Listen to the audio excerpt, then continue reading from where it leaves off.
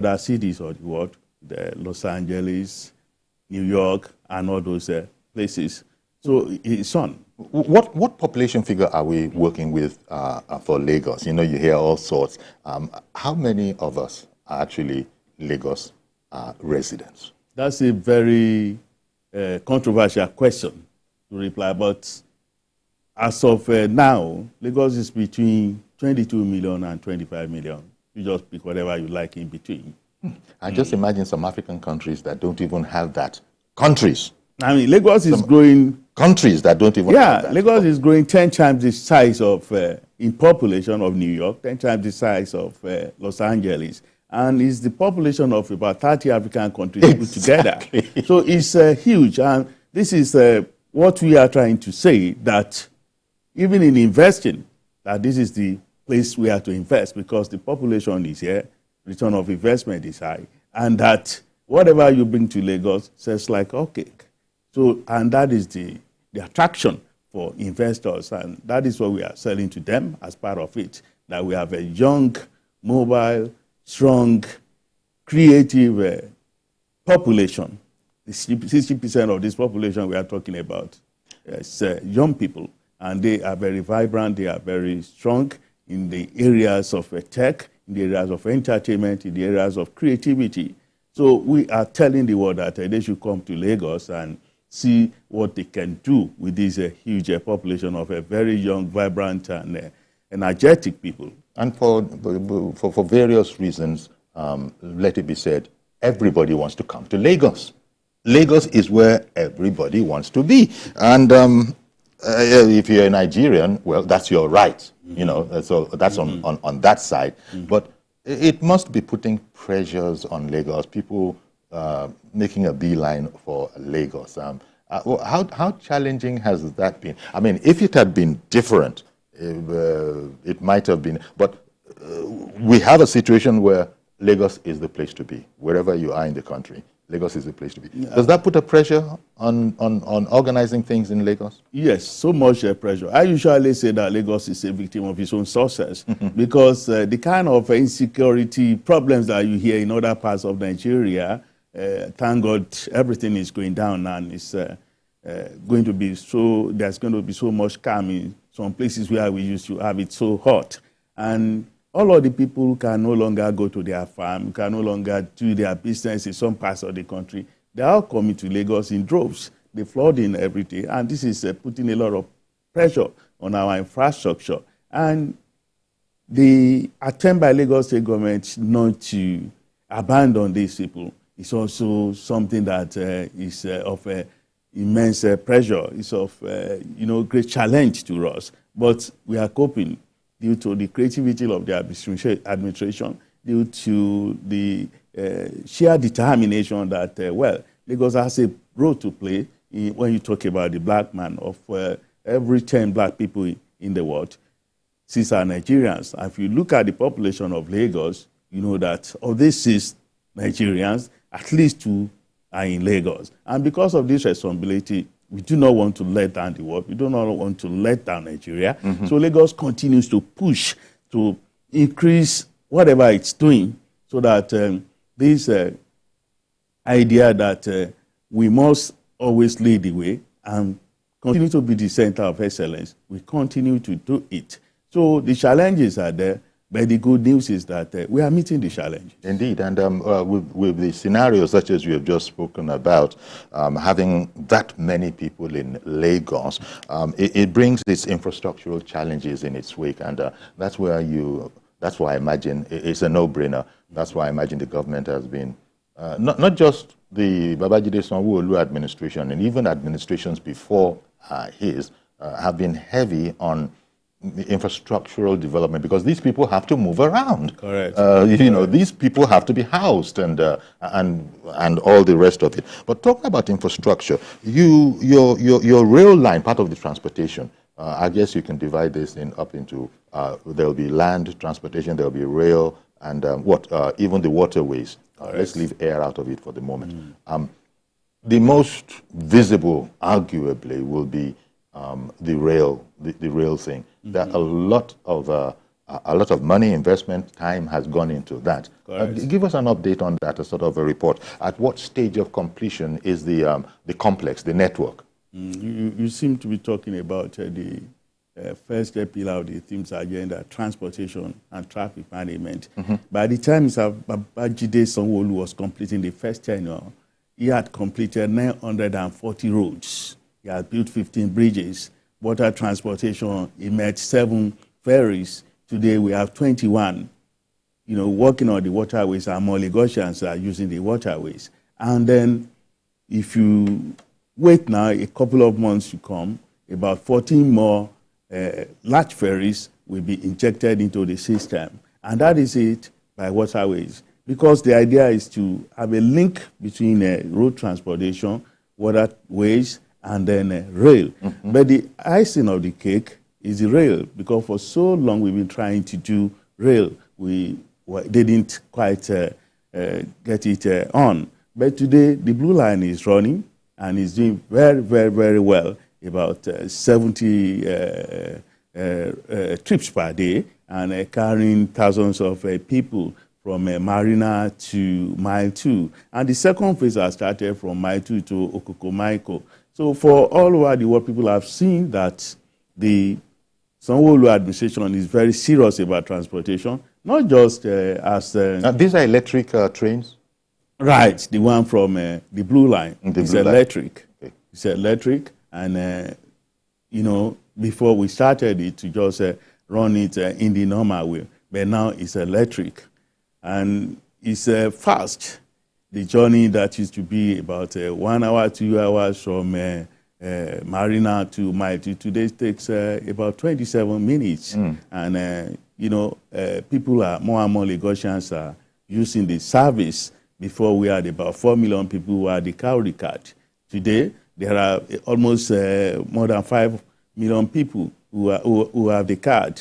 So it means that the Blue Rain, as exciting as it is also something that has attracted more passengers into that corridor. But the big one, in my own view, the more exciting one is the Red Line, which the Sanwo-Olu administration started on April 15, 2021. And the good news is that it has been completed, and any moment from now, the test run will start, and then we will begin to have passenger operations from Alagbado in Ogun State all the way to Oyingbo in the first phase. The second phase is from Oyingbo to Marina, and it's going to be moving thousands and thousands of people, almost 1 million people. And the journey that you have from Alagbado to Oyingbo, which is about 3-4 hours now on a good day, and it's now going to be no more bumpy, no more sweating, no more troubling journey. It's now going These to are be very comfortable smooth trains, and comfortable. The air conditioned, they're modern. Yeah, modern air conditioned trains, very beautiful, nice seats. Are they electric as well, or some of them are regular trains? The one from Alagbado, the Red Line, is going to be the regular train. It's not going to be electric, because we are sharing the rail tracks with the Nigerian Railway Corporation. Oh, okay. Oh, okay. But maybe diesel powered the trains, the trains, all of the other infrastructure concerning everything is new.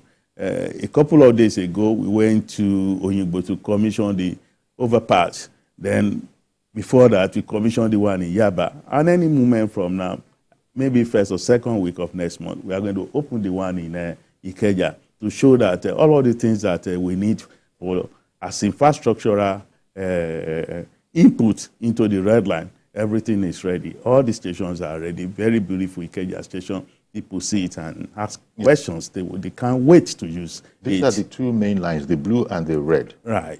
Really, those are the. Those are the two that we have been able to handle now. Okay. But others are on the way. In the master plan, in the grand master plan, there are indeed others. Others are on the way. That will be crisscrossing. Yeah, I think the green line, which is going to be coming from Lekki, Aja, Assis, all the way to Lagos Island. And I think it's the purple line that is going to be coming from around the Lagos-Ibadan Expressway to join the blue line. And others like that. There are about 6 of them in the master plan. It's exciting, and people, even there were some pictures, we haven't seen them yet, but I thought we would have been seeing some impressions of the what they're going to look like. Some of them are works in progress. Okay, we've been talking about the crisscrossing. Okay, what do we have here? These are artist impressions of what you've been talking about, the things that are brought on. Okay, there you go. These are stations for the red line. Yes, stations for the red line. Agege, Ikeja, Yaba, Agbado. Some of these are artist impressions, but some of them are actual videos. Of pictures. Yeah, they're actual videos, and then they are showing the state of these stations as we have them now. They have been fully completed, fully built, and honestly, they are very beautiful to the eyes, and then very comfortable for human beings to use the kind of stations that Lagosians deserve. Well, you people must need money for all of this. So I'm sure you're looking for investors. I know that I think the government were in the UK recently. What was that trip all about? You looking for support for finance? Yeah, Mr. Governor is chairman of International Finance Council, which the whole idea is about making Lagos a global financial center. Okay. So he is a co-chairman with the famous banker, Mr. Aigboje Aige Imokwede. And they went to London to attend what we call the London Mayor's Show. The London Mayor's Show is a show that has been there for about 805 years, over 800 years. It's also, it's always preceding so many business meetings in London every time a new mayor is inaugurated into office. So Lagos State government is the first African state to have been invited into this show. So Mr. Governor led a team of Lagos State government and Lagos Nigeria Enterprise to that show. And after the show, which Lagos had a very colorful parade with all the other participants. And after the show, there were several meetings with the business people. And incidentally, all of these people, they had heard about all the things we've been trying to do in Lagos and all the things that we have done. So everybody is very happy to see Lagos, to meet with our governor and see how they can come on board and invest in Lagos. We went there to sell the Lagos Film City, the new Lekki International Airport, Lekki International Airport, the Food and Logistics Hub, and then the Omu Creek, and so Fort Milan Bridge. So these are projects that we need investors to come into, and then we show them that return of investment in Lagos is one of the highest in the world. Even though they say Lagos, the money that is available to Lagos from its own IGR is phenomenal, it still isn't enough. That's what people say, but what they don't understand is that in Lagos you have a population of about 25 million people. Of these 25 million people, about 6 million are active taxpayers. Of the 6 million, about 4.5 million people are really paying. And about 90% of the 4.5 million people, they are you and me. Those people who get the taxes deducted from their salaries, the money generated, revenue generated by LIRS.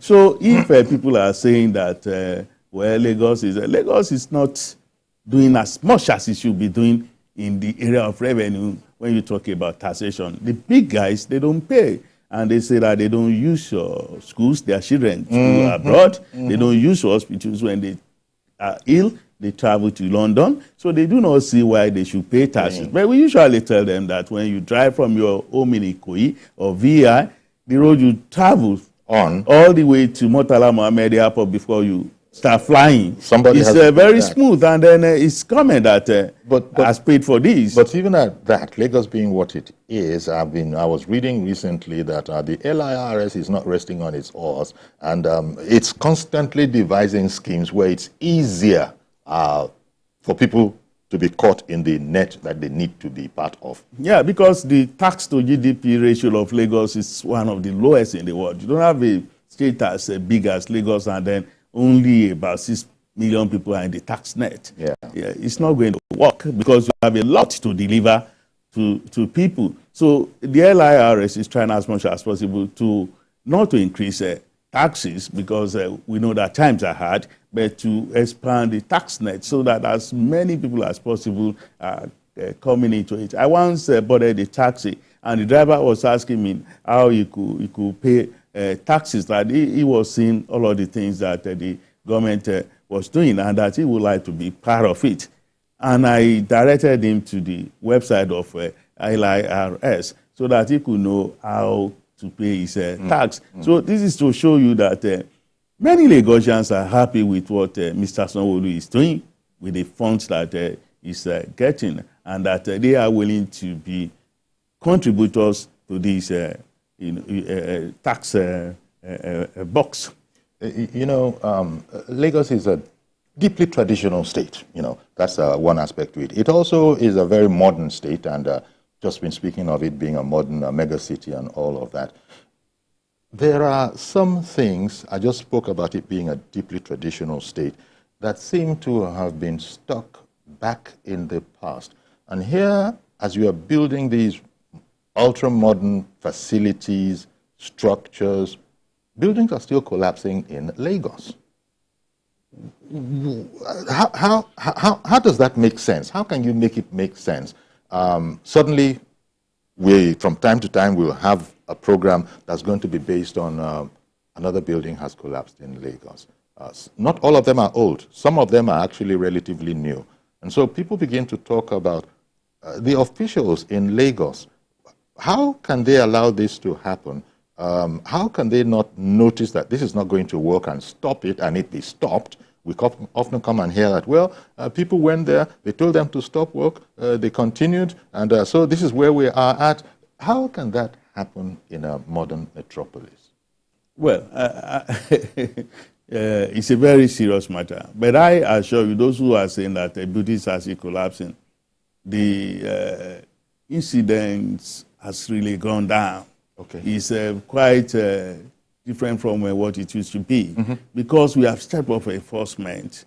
The buildings that are down in Lagos nowadays, 90% of them are the ones that are being brought down by the government, by the Ministry of Fiscal Planning, or the Ministry of Environment. That is indeed another those aspect who are built on a drainage channel, and those who are building without approval. And we see that such buildings are dangerous to human beings. We go there and bring them down. So that is the ones that were intentionally brought down for certain infringements. Yes. But those that come down, some have been brought down for safety reasons. That's intentional. Yes, sure. No, that's with due process. The government has the right to do that. Those are intentional. Yes. But where buildings come down simply because they were not fit for purpose, you're saying that the incidence of that has gone down a lot. Yes, it has reduced. Some of the old houses, maybe over 100 years old, that kind of a thing. I don't understand, because oftentimes we hear of other cities where buildings are 300 years old, 500 years old. So I don't know. It's a paradox. What can be done? I mean, the ultimate example probably is the Leaning Tower of Pisa.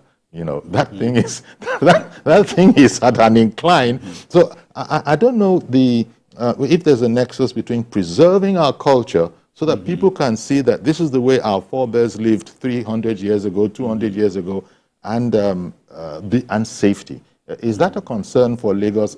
Because we have to have a history, as you guys are moving on into the future. It's not so much of a concern, because we are really doing what we should do. There are so many iconic buildings in Lagos that are still standing today. We are talking about the Lagos Central Mosque. We are talking about the first upstairs in Badagry. If you go there, they are still, all these buildings are still standing, and they are very good. There are so many old churches in Lagos that are more than 100 years old, 200 years old. The Gaidugoron is more than 200 years old. And such national monuments are very well kept in Lagos, because we know that they need to be preserved. So the ministries are concerned, they are doing that job. But that buildings are not collapsing the way they used to collapse. It's because we now have divisional offices. For you to obtain your permit now, you don't need to come to Alausa. You can just go to the divisional offices that we have in the 5 divisions of Lagos. to put in your papers, and then you are asked to come. An inspection will be done, and then as you are building, the inspection is there. More young engineers have been hired by Lagos State government to look around for people who are building so that they can guide them, especially people who have come to register. Anybody who doesn't have approval, we promptly have stop work order pasted on its project. So I think that is why the incidents has reduced. Okay, it's great that you even went there, and you also spoke about some of buildings being collapsing. Are not really, you can't say they're buildings that are collapsing because some government has to step in the public interest to bring down. And you spoke about infringements. You know, we've always been scratching our heads and saying, how do these infringements happen? And then people, especially on social media, will ask, but what was government looking at till it got to this completed stage, and now all sorts of emotional connotations are going to be swaying around? I know you've been talking about this, and it probably is boring, but then as a public service official, you probably want to talk about it. How much better is it getting, or is it going to get, where people don't have to go through this emotional crisis of many people are operating under ignorance. We see swathes of films, expensive buildings that are coming down, and people don't understand it.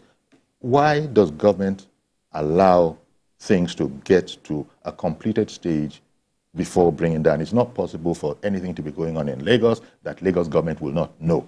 That's the question that people don't understand. Lagos government is constituted by people.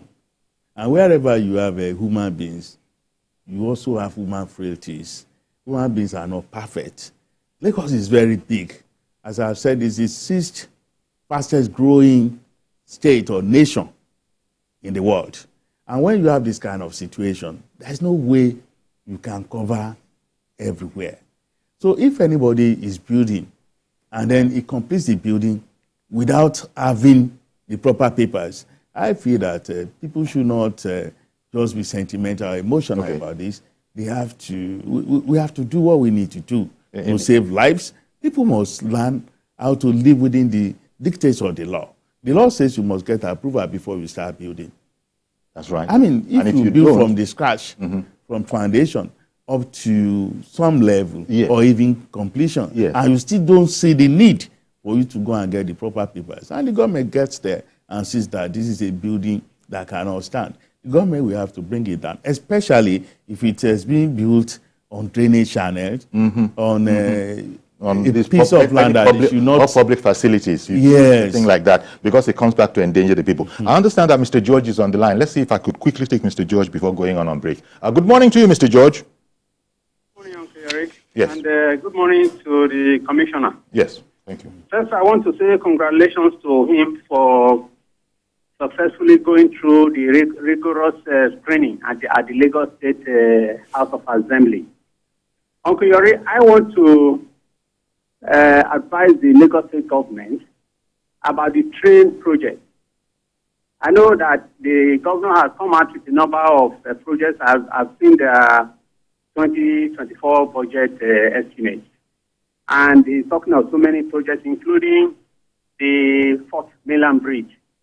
But what I would kindly advise is this train project, the one from Marina to Mile 2 that is already working, that second phase of it that he has already started, you should please try and complete that one before the end of his tenure. And this red line, if it is only those two that he has achieved within this period of his own administration, it will be a very, very good legacy. If you have to, the major problem in Lagos is transportation. And this train system has come to address it. So I will advise he pays extra attention to it to see that at least these two phases of it are completed before it goes away. And I want to also thank the Lagos State government for what they are doing on security. You know, there's a lot of security, there's a lot of work in security, but people do not see it. In spite of all the heavy migration to Lagos, they are able to contain security situation, and I know a lot of work is going into it. So I want to commend the government, and they should please do more. Thank you. All right, then. Thank you very much for calling in, Mr. George. Before you sort of react to that, if you indeed want to, let me go on a quick break. So when we come back, I will need to interrupt you. Stay with us, please. We'll be right back. We'll continue to take your calls when we do come back.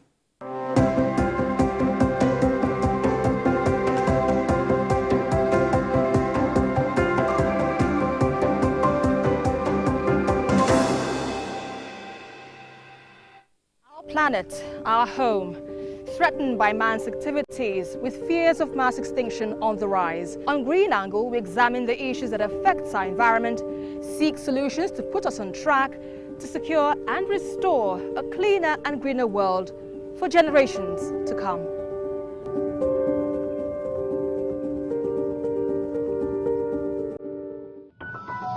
The TVC News at 7 and the TVC News at 10 are not like any other news broadcast. It's the big news hour, the hour for the big breaking stories. We've got some of the best reporters on the field, Taking you through as it happened. It's fast-paced, hard-hitting, With investigations that matter. bringing in news that affects your life. With sport, entertainment, and business news, so you don't miss a thing. Experience resourceful coverage with depth. Every night.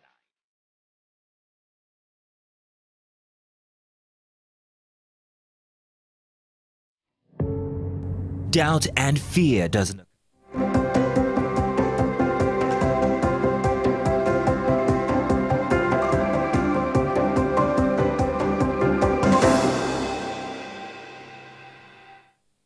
Okay, welcome back. We're having this conversation with Gbenga Omotosho, the Honorable Commissioner for Information and Strategy in Lagos State, and we're looking at Governor Sanwo-Olu's second-term agenda. Now, just before we went away on break, Mr. George called in and spoke about the security and his comments on wishing that, look, whatever you do, the red line, if you guys can complete that one, if you just zero in on a few things, you sort of have made your date with history. Well, I have good news for Mr. George and all of the people who are looking forward to see the full operations of the Blue Line. Okay. The last phase. But you talk about the red line. Yeah, I'm going to talk Okay. about that one Yes. too. The last phase of the Blue Line is on. The contractors are there The final as I stage. speak now, even as we are working on the financing so that the work does not stop. All things being equal, and all things are going to be equal in this particular instance, I know that Mr. Sanwo-Olu is going to complete the Blue Line. The second phase from Maitu to Okokomaiko, it has already started. The contractors are there. And talking about the red line, which I said Mr. Sanwo-Olu started April 15, 2021. I'm happy to tell Mr. George and others that it has been completed. All the stations have been built, and all the overpasses, they are built. Recently, we commissioned the overpass in Oyinbo. Before that, we commissioned the one in Yaba. And any moment from now, we are going to open the one in Ikeja. All the stations, you have seen them. I saw them in Iju now. Yeah. Iju has a station. Agbado, there's a station. There are about 8 stations in Oyinbo, in Yaba, in Mushin, in Ikeja. These are artist impressions of those, yes.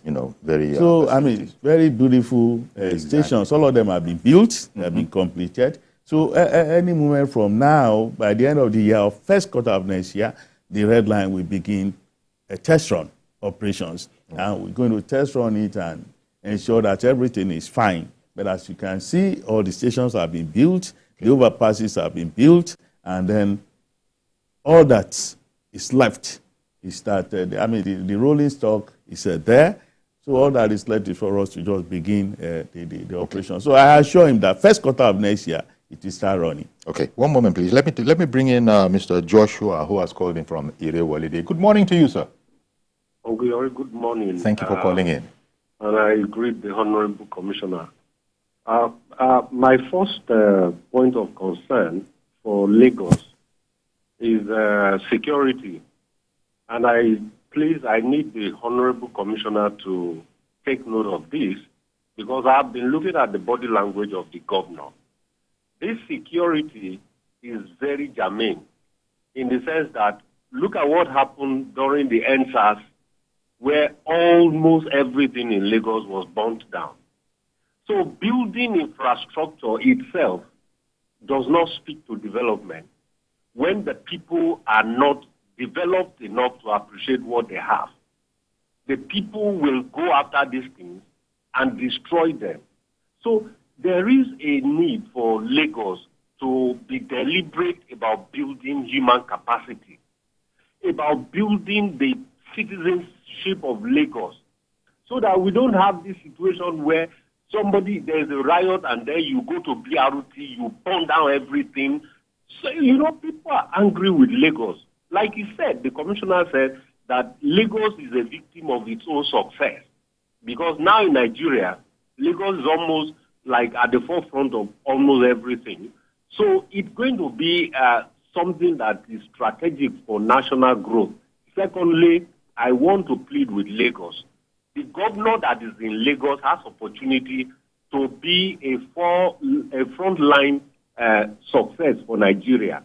The president in Abuja will not oppose him if he is growing, if he is doing anything concerning power. I want to say that development will not happen from Abuja.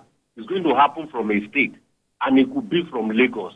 Since they have synergy now, the governor should use everything possible, every day of his administration, to keep Lagos at the front, so that Lagos will set the pace for others to follow. Thank you again, Oguyori. This is your program will receive national award for building Nigeria. Thank you very much. That's what you are doing. Thank you very much for calling in, Mr. Joshua.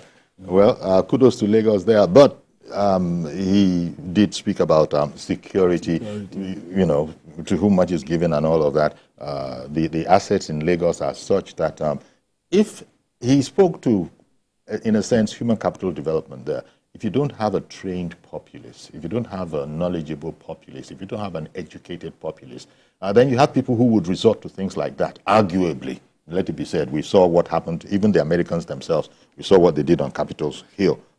So we can't say that those ones are in the same educational development phase that we are in. But I think his point is probably well taken, that as we are developing, we also need an enlightenment citizenry to know what they have and be able to take care of what is their own.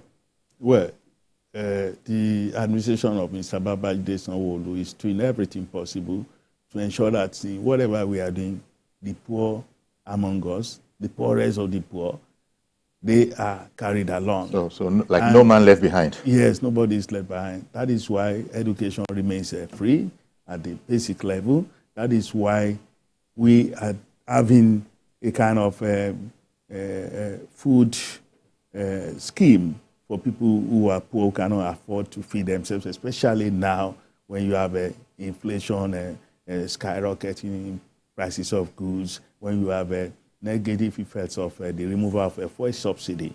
So all of the things that can make people to complain that the government has abandoned them, we are trying to plug such loopholes. But security matters even health, are not... I beg your pardon for jumping in. Even in the health area, there's a lot that is free.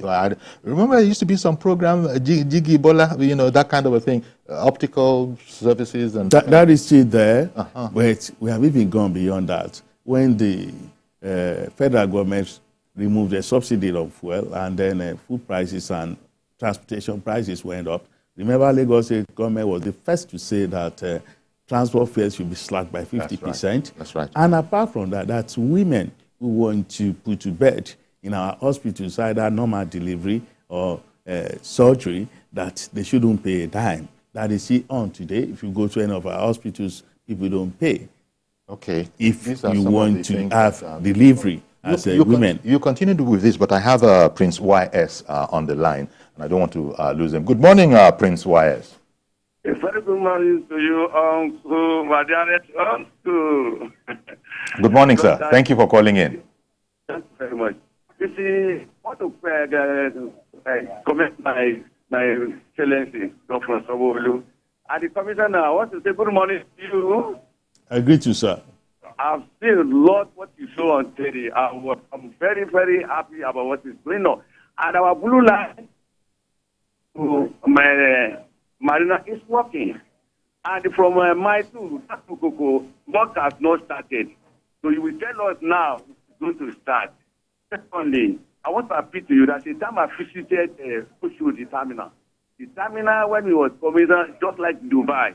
But when you go to that area, the road surrounding the terminal is not moderable, number one. Number two, the managers of that terminal is not performing well. That a lot of smelly around that area, urinate around that area.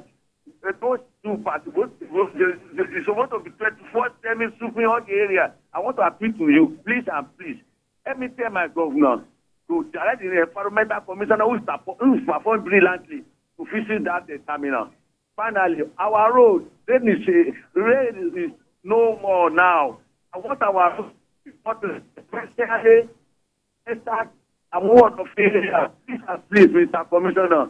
I want you are performing well. My government is performing well. But all this meanwhile, I want you to inform Mr. Governor that my complaint, please take note, especially during the night. Lagos is dark during the night. All right. Thank you very much, Prince Wires. Appreciate your call.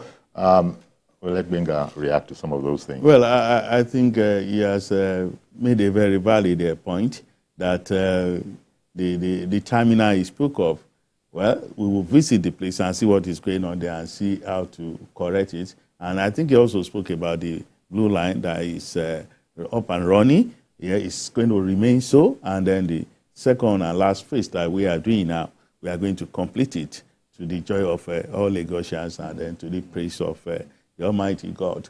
And then he spoke about road too. The thing is that in Lagos you have about 9,047 roads. There is no way you can visit all these roads in one day. But we will continue to try.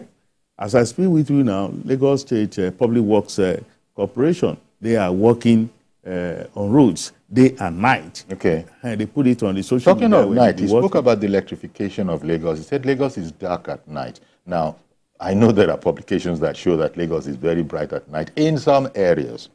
Some areas. Yeah. We have a challenge with the street light in some places.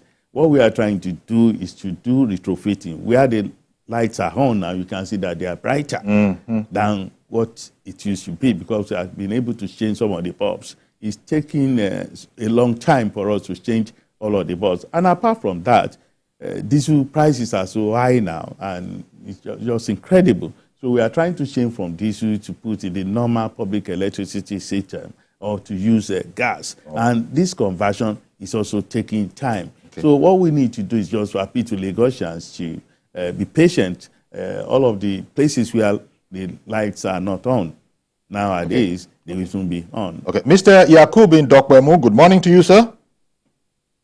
Good morning. Thank you for calling in. Good morning to Commissioner Honorable Motosho. Good morning, sir. Good morning, sir. I think, let me begin by saying that Lagos are so lucky. It's the time of Ashwag Bola Ahmed Tinubu to Fashola Ambode and then present governor. We are so lucky. But I have a request. My request this morning is that the way you always bring the Lagos State commissioner and then people that are working with Lagos State government, can't you do the same thing with Ogun State, please? You know why? We are living in Lagos State, some of us live in Lagos State, we are still staying in Ogun State, as case may be, because the two states just enter each other. You appreciate Lagos more when you have opportunity to be in Ogun State once. Because I wish, I stand to be corrected, even though I just have to say this, I wish they see if for local government to Lagos State. You know why? Because I say this because of the kind of struggle, suffering people in for local government are passed through because of absence of governance. Let me tell you this. You can barely see a street that was not tied now. I don't know who behind this brain that so street must be tied in a year. There are some streets in Lagos State, especially Agege local government. that you will never thought that you can move there without not stop. But now, if you go to some other street in this Agege, I stand to be corrected. You would be asking yourself, is it this street or is this street or another way, another place I am? Because you would thought that in your mind that this street can never be done, but it has been done. A lot of work is done, especially the street. They were doing a lot of job. Simply, if you have opportunity traveling from, especially from Ablega down to E4, simply, you will not go there a second time. And then I was asking myself, I didn't mean this particular road. See to Lagos State government. Lagos State government will never look at it as if it is a federal government road. It will do all possible best to fix that road. Simply, it is not motorable. If they are not, somebody they are not sick, and then they are rushing that person to hospital. See, the person will pass on. So let me use this opportunity to tell Lagos State government, especially Sanwo-Olu, my governor, my able governor. I don't know who is number one between him and the Borno State government, because the Sulum and Sanwo-Olu, they stand out because they were showing us what they were doing. Come to Ogun State. I have that request. Please bring the official of Ogun State. Here is the only opportunity that we have to interrogate them. All right. Do you get it? That is okay. Why the caller said that this very particular program, they need to give you a watch. Thank you very much for calling in. Appreciate you. I appreciate you, Mr. Yakub. Interesting commentary really.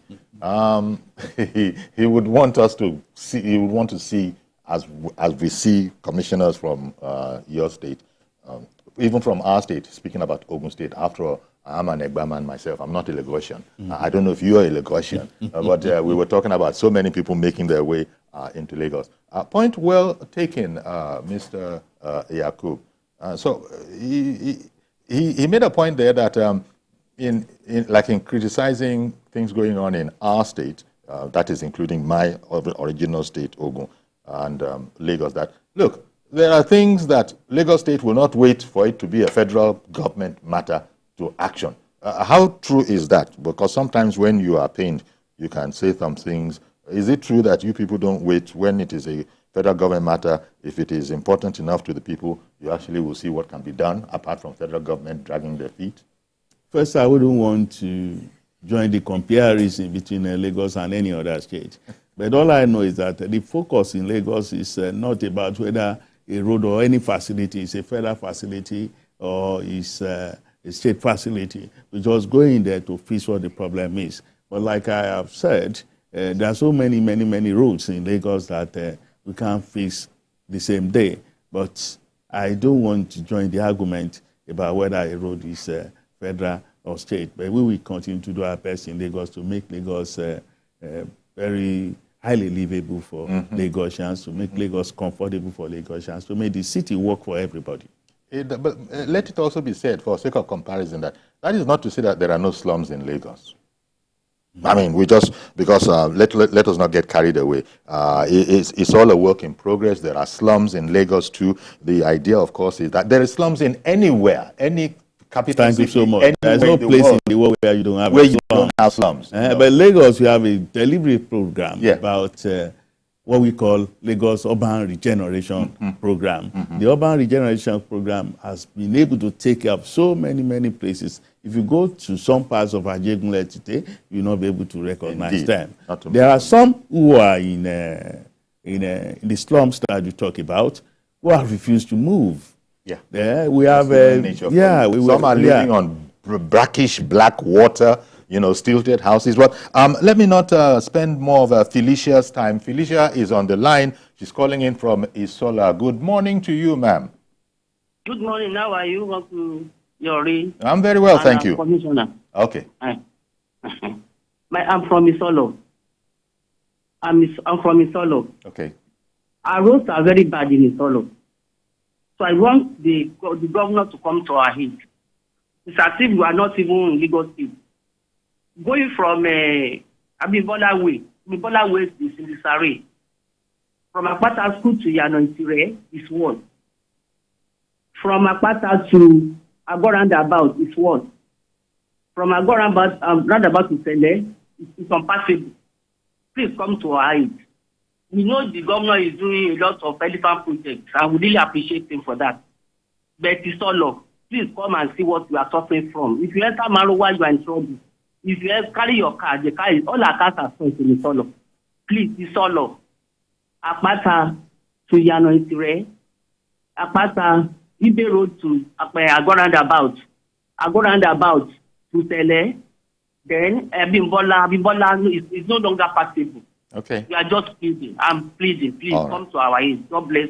Thank you very much, Felicia, calling. I think the problem of bad roads is not limited to a section of Lagos. We have as many roads as possible that are very nice. Like I said, in the first tenure of Mr. Sanwo-Olu, he did about 970 roads, 15 bridges, and on like that. So this particular you said there are 9,047 roads. About 9,047 roads in Lagos. There's no way you can fix all at the same time. But what has slowed down the job recently is the rain.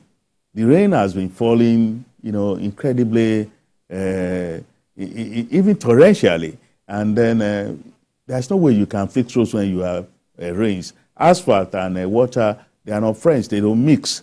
So before you go and smoothing a road and then put asphalt, you wait for 3 days and see that the sky is clear and that there is no reason to fear.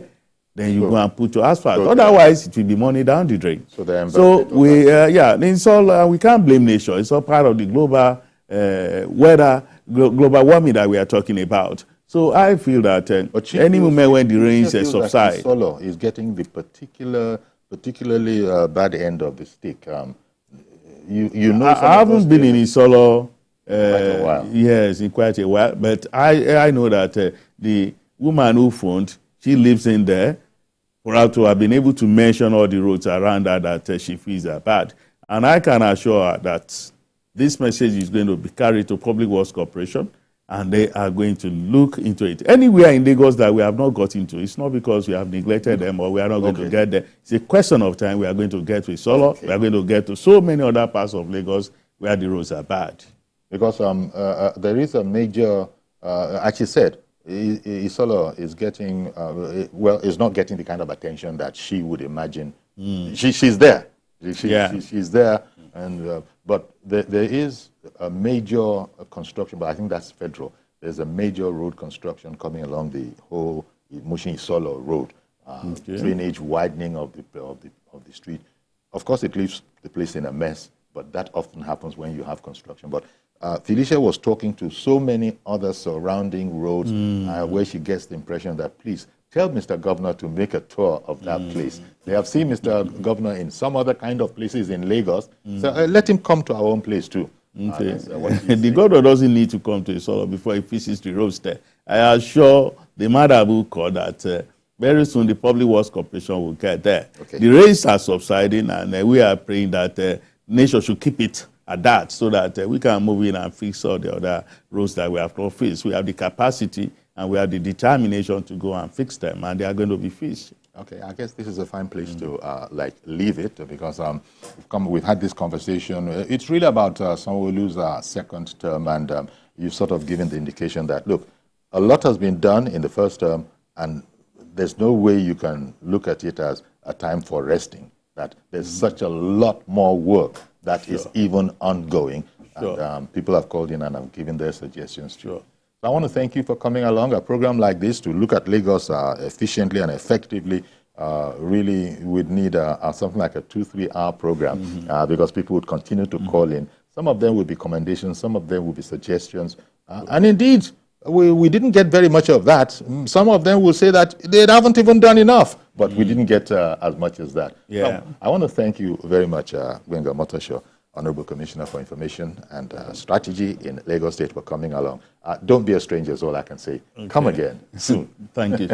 Okay, so that's our program today. Please join us tomorrow for a fresh edition.